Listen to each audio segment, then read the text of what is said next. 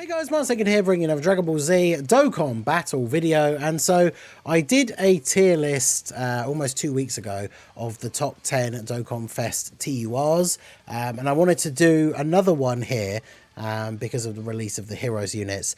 It's basically the same conversation that we had last year that we're going to have all over again, which is that obviously the STR Universe Tree Goku is not a Dokkan Fest TUR technically, right? He doesn't come from a red coin banner. He's not going to be available with red coins, but he's a unit that has his own Dokkan event, needs 77 medals to awaken, has a 200% leader skill, and is better than some of the units on the top 10 Dokkan Fest TUR list. So it seems weird to do, like, to exclude him and put him in his own tier list, like we did for Limit Breaker for Gito last year, because he's not a Dokkan Fest, he's not an LR, he doesn't have an EZA, so the only way to do a tier list with him on would just be normal TURs, or I guess like every TUR in the game, including Dokkan Fests and EZAs. And I like to keep EZAs separate from the Dokkan Fest. So even though I know he's not technically a Dokkan Fest, like Universe Tree Goku is going to be in this list, right? So a couple of things to go over very quickly, just like we did with the last video, and like I've mentioned in every single tier list, the rankings in the tier list are entirely based on my experience with the game. There are two exceptions, because there are two units, unfortunately, that I think are in the top 10 for Dokkan Fest TURs, but that I don't have. So I have had to judge them and their placement based on seeing videos and streams and stuff from other people, which I don't normally like to do, but I haven't wailed out as hard this year. And with Global getting so many banners back to back in the last half of the year and all that kind of stuff, there's been a couple of units that I've missed out on. So when it comes to those guys, just like I said last time, if you disagree with their placements in any way, whether it's small or big in terms of how many numbers you think they should move on the list, I probably wouldn't bother to argue too much, right? Because I am basing it off of third-hand experience here rather than first-hand, which is what I normally like to do. But yeah, all of this stuff is just my opinion. I know I rate some units lower or higher than some other people, and some of that is personal preference. Some of it could be bias. I'm sure I'm going to get accused of bias for where Universe Tree Goku is in the list, because I do love Heroes. But I tried to be as objective as possible, and I will of course explain all the placements. I say this in every video and every time I post a link on Twitter and stuff. All the explanations for why the units are where they are is in the video. So if you're somebody who just skips ahead to see the list, you probably won't be hearing this now anyway, because you'll have already skipped ahead. But if you just skip ahead to see the list, and then in the comments you're like, why did you put this guy here? Like, the explanation is in the video. So do feel free to let me know if you disagree. I say this every time, like, I absolutely do not care if people disagree with me. I don't get offended, I don't get upset. But like, if you disagree with the placements on the list, at least tell me why. And give me some like explanation for why you think other units should be higher or lower. Like, it's always annoying. I mean, I just read them and move on. I don't even really reply nowadays. But when people just put things like, he thinks this guy's better than this guy, lol. And it's like, yes, I do. And I explain why in the video. Like, what? Thanks for nothing, I guess. But yeah, if you guys disagree, let me know why down below in a civilized fashion. Explain why you think units should be in a different place. I'm more than happy to reply to comments of people that actually want to have a discussion or understand more points about my thinking. Always happy to do that. And as I always say, if units are like right next to each other and you would swap them like 3 and 4, 6 and 7, like, I'm probably not going to argue too much, right? If they're right next to each other. If you're talking about like 3 and 7, then maybe we could have more of a discussion. But anyway, let's just jump in straight away. So just like last time, I'm going to mention a couple of honorable mentions at the beginning that could be in the number 10 slot. Now that we've added another unit to the list, because obviously Universe Tree Goku is in here, it means all of the units below where I put him have shifted down by 1. So in the last list, I gave this guy an honorable mention as number 10, and then I had this guy, Scout of Vegeta, at number 10. Now, a lot of people commented on the list saying that him at number 10 was outrageous and that that's way too low, but unfortunately no one gave me a reason why, because I think this unit sucks. Like, I hate this guy. I will never use him again. Like, I pulled a copy of him, did the 55% showcase, messed around with the Namek Saga team, and that's it now. Unless he gets like some other stuff comes out that gives him a massive buff, I'm not using this guy anymore. Like, he sucks. His leader skill is not very good. His links are not the best for some of the teams that he's on. I just really do not like this unit. He's got pointless limitations in his kit. Like, why did they make him a nuking unit and then cap the amount of attack power that he can actually get? It's stupid. I just really don't like this unit, and I've explained it in the past. I don't want to spend ages going over it again, but I think this guy sucks. I've seen other people's top 10 lists and they have him higher, but in my personal experience, he sucks. And if I was building some other teams, especially extreme teams, there are characters on this list who are above him because I would use them over him for certain teams, and we will talk about that. So I guess technically he probably gets dropped off the list, but I guess he'll be shown at the end in the 10 spot, like as an honorable mention. But for me, with this current top 10 list, like, he's technically number 11, so he doesn't actually make the top 10, which, again, I know people are going to be mad about it, but explain why. Why should he be higher than some of the people above him? Let me know down below. So officially in the number 10 spot, we have Harudagan. Now, Harudagan, I mean, I can see people instantly being like, but Vegeta's better than Harudagan. It's like, well, depending on the team that I'm building, if I'm building like an extreme team, Slug's team, like, you know, obviously this guy's not on Inhuman Deeds, but both Vegeta and Slug have Inhuman Deeds leads. But if you're building like an extreme team, at least this guy has big bad bosses and has some of these other extreme links. And yeah, he's a dodge or die character, but at least that means if you take him into a difficult event, you have the potential that he is going to dodge. Whereas Vegeta in difficult events, I just really don't think he's good. I cannot stress enough how much I don't like the AGL Scout of Vegeta. So I do think Harudagan can be better than him. I mean, if you want to argue, like I say, this guy's taking the official number 10 spot. But if you want to put any of these guys at number 10, I didn't really talk about Frieza because we went on to Vegeta straight away. Frieza can be good. I like units that deal damage. He doesn't have the best defense, but like, neither does this guy. Neither does this guy if he doesn't dodge. And at least Frieza can do a lot of damage. If Harudagan doesn't actually sell, like once he transforms, he can be dodging everything, doing multiple decent attack stat, like supers in the same turn. So he can be pretty good. But obviously, you know, RNG can be RNG and he can just absolutely sell constantly and be disappointing. And unfortunately, is what it is, right? And that can affect your overall thoughts on the unit. But he takes the number 10 spot for me. Then we have Rose at number 9. Again, this isn't hugely different from my last list. A couple of these placements near the bottom are very similar.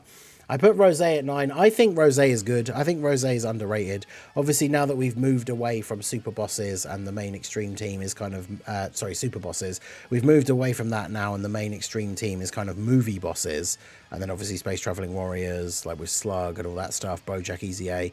So the super bosses team isn't really getting as much use or as much love anymore at the moment. But Rose, I think, is still a good unit. Underrated. Obviously, once his passive got buffed with the change, that made him significantly better as well. I think he's decent and fun to use. It is disappointing, I guess, that his part of his kit is restricted to having super boss allies. So he is kind of stuck on those kind of team builds. You can't just splash him into other teams. Like we've talked about the possibility if we get this upcoming potential crossover Dokkan Fest banner. Imagine if they did a sparking crossover and we get like a Gohan Black, but he won't be on super bosses. I guess they could put him on there if they put the what if characters. But remember that like Super Saiyan 3 Vegeta isn't on GT. The GT Super Saiyan 3 Vegeta isn't on GT Heroes because he technically isn't in GT. So they could probably, if they did do a Gohan Black, they probably wouldn't put him on super bosses. If he was, that'd be awesome. But yeah, if they brought him out, it's not like you could just throw this guy on his team unless that team is going to be comprised of super bosses. So I do like Rose. He's a bit restricted now, but he's still pretty good. And then we have Dragon Fist Goku at number 8. I think Dragon Fist Goku is still really good. I think he's underrated. Obviously, with the new Goku having Power Beyond Super Saiyan as a lead, it's like another team that you can use him on, which is quite fun. Obviously, he has the very powerful ability with the Scouter and Super Counter when you use his... his active skill to go into his standby, and obviously that can be very, very good and very powerful. I mentioned this in the last video as well. Obviously you can run into the issue where you put him into his standby, you get the Scouter, and then the enemy isn't actually super attacking you, so essentially his standby is wasted. But I don't like to do that on videos and streams and stuff when we're doing challenge runs, but obviously if you're just trying to play an event to get through it, to beat a mission or something like that, you technically can, after you've used his standby, and notice there's no super, just reset that app, load back to the start of the turn, and don't use his standby, which a bit cheeky, but that is something that you can do. But yeah, he hits pretty hard attack stats. He's got decent, solid raw defense. Obviously not to like tank big supers, but he does have a 70% chance to dodge in slot 2 or 3, which is primarily where you're going to use him. So I do think he is pretty good. So he's at number 8.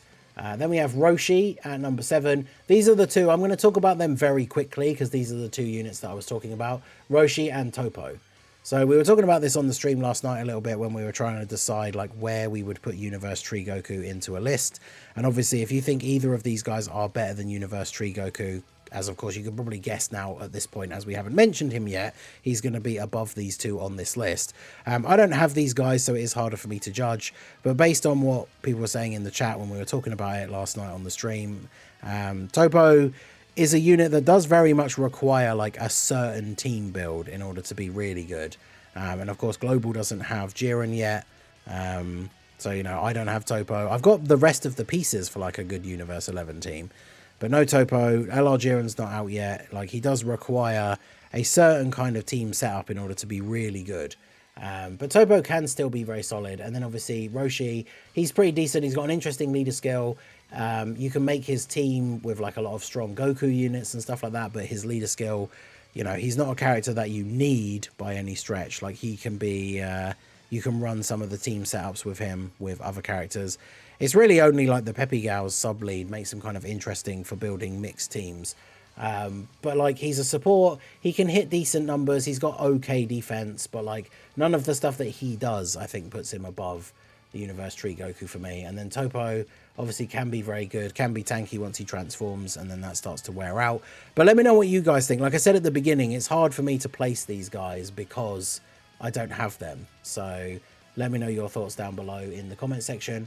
But obviously they come in at 6 and 7 for me. So then we will move on to number 5. And now this is where I think people are going to start having some disagreements. But number 5, we have Vegeta. Now, last time I put him at number 3, and a lot of people were not happy that he was above Int Buu. So I've used both the teams a little bit more since then. And I guess they both are very similar units that suffer the same issues in some of the difficult content, which obviously they're stackers. Their defense straight away is not necessarily very good.